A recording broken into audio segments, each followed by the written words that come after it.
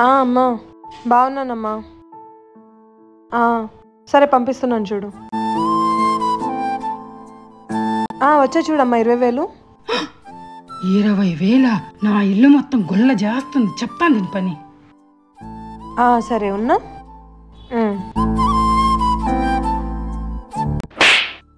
ఎవరినడి పంపించావే? ఇంటిని దోసి పెడతావు పుట్టింటోళ్ళకి. అమ్మో 20,000 వేసావా నన్ను అడగకుండా మీ అమ్మలకి? అయ్యో అవి మన డబ్బులు కాదత్తయ్య గారు.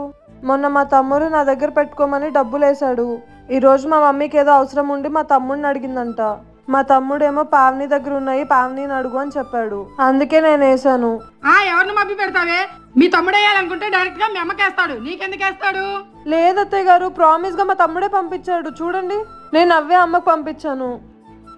సరే సర్లే, తగలేడు.